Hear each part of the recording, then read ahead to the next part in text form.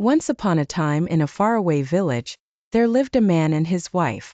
They each had a daughter from their previous marriages.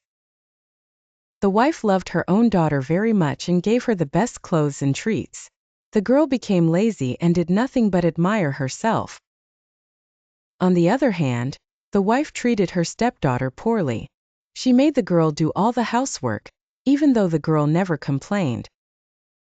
The girl's father felt sorry for her but couldn't do anything about it. One day the father said to his daughter, "I'm so sorry I can't help you more.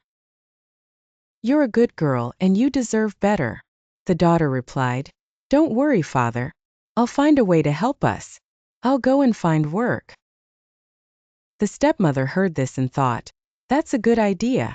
I'll send her away to earn money." She told the girl, "You should go and work for a wealthy family. You could be a good servant." The girl agreed, even though her stepmother didn't give her any food or water for the journey. The girl walked for many days but she couldn't find any work. She remembered her father's advice and decided to help others. She helped a dry tree, a dying vine, a broken oven, a broken well, and a dirty dog. One day, the girl came to a house with 7 fairies.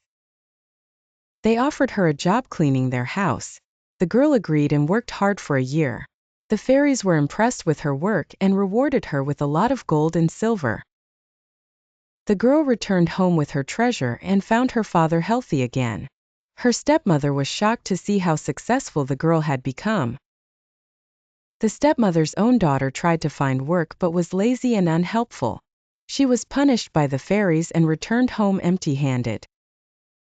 The girl and her father lived happily ever after, while the stepmother and her daughter learned a valuable lesson about the importance of hard work and kindness.